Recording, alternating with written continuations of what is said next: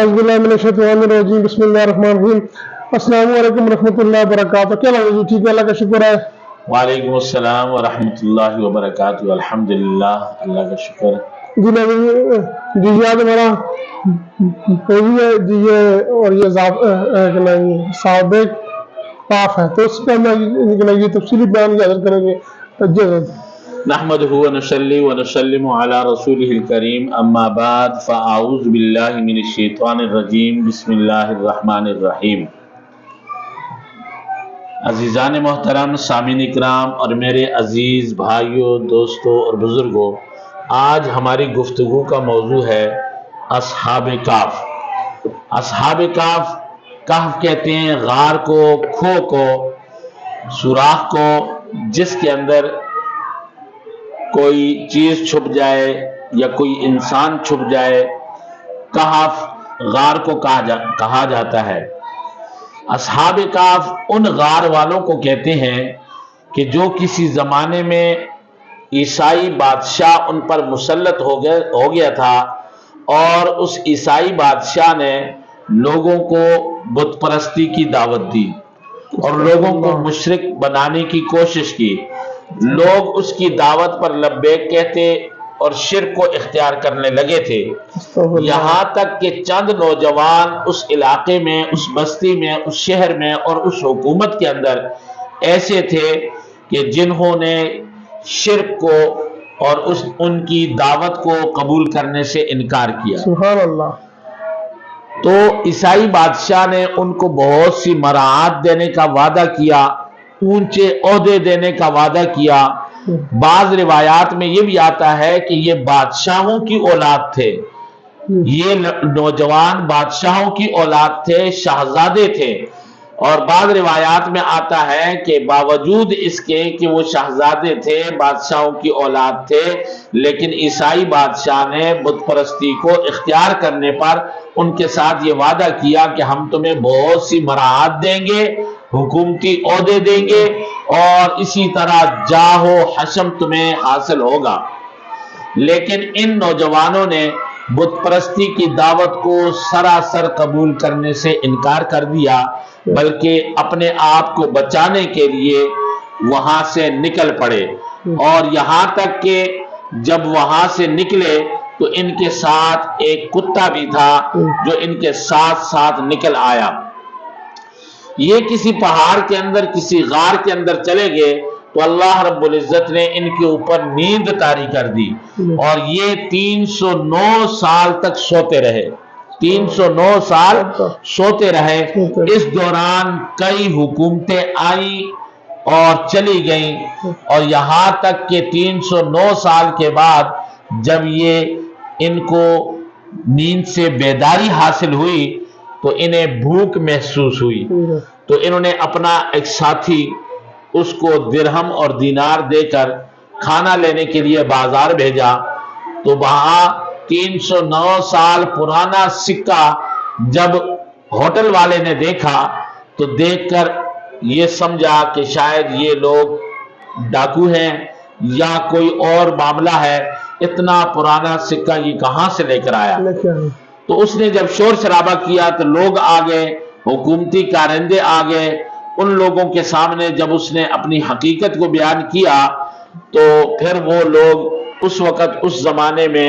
309 سال کے بعد اللہ نے اس ملک کے اوپر، اس شہر کے اوپر ایک موحد کی حکومت آ چکی تھی جو توحید پرست تھا.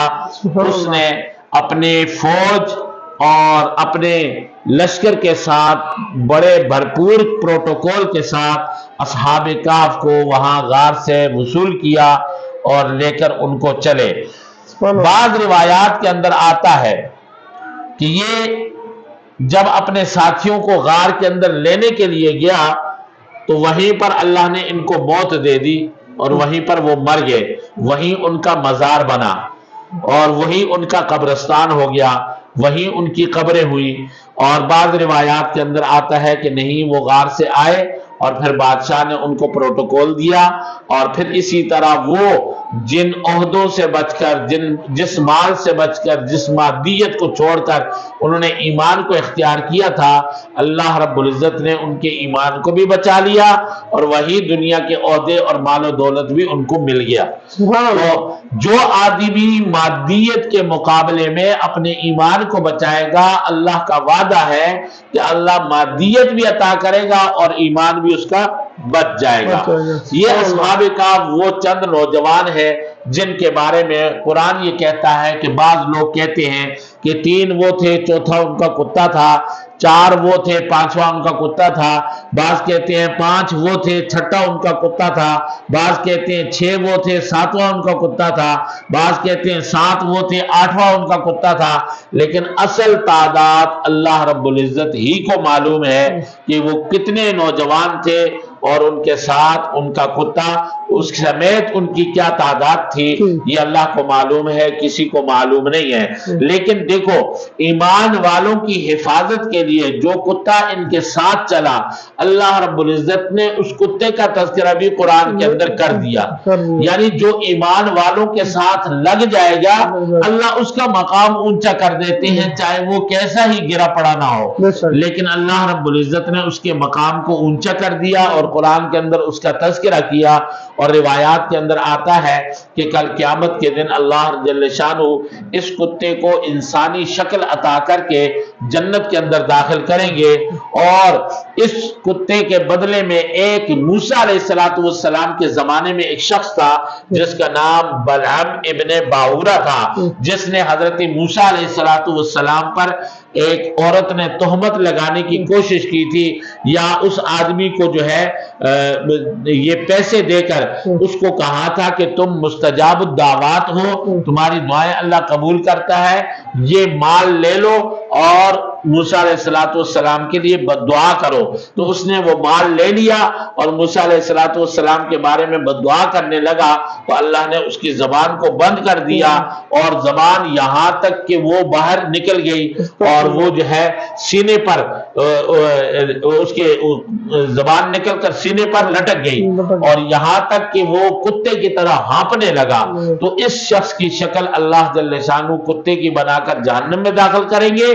اور اس کی شکل میں انسان بنا کر اس کتے کو اللہ جل شانہ جنت کے اندر داخل کریں گے۔ یہ بلعم بن باورہ اتنا بڑا عالم تھا کہ اللہ نے اس کو اسم اعظم دیا رکھا تھا، اور اسم اعظم کے ذریعے سے یہ جو دعا کرتا تھا اللہ اس کی دعا کو قبول کرتا تھا، لیکن ایک عورت کے کہنے پر مال و دولت کو دیکھ کر یہ پھسل گیا اور موسیٰ علیہ السلام کے بارے میں بددعا کرنے لگا، تو اللہ نے اس کو اس کی زبان کو لٹکا دیا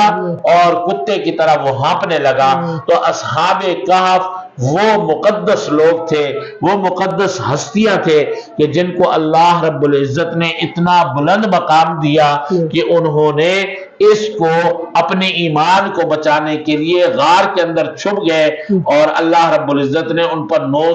309 سال تک نیند طاری کی، جس کے اندر نہ ان کے کپڑے پرانے ہوئے، نہ ان کے جسم کو مٹی نے کھایا، اور باوجود اس کے کہ ان کے جسموں کو دھوپ بھی لگتی رہی اور ان کے کپڑے بھی صاف رہے، اور 309 سال کے بعد اللہ نے زندہ بھی کر دیا۔ اس زمانے کے اندر کچھ لوگ مرنے کے بعد کی زندگی کا انکار کرتے تھے، اللہ نے یہ کر کے دکھایا کہ مرنے کے بعد بھی میں ایسے زندہ کر سکتا ہوں، جیسے 309 سال میں نے ان کو سلا کر دوبارہ زندگی عطا کی ہے، اسی طرح مرنے کے بعد بھی زندگی عطا کروں گا۔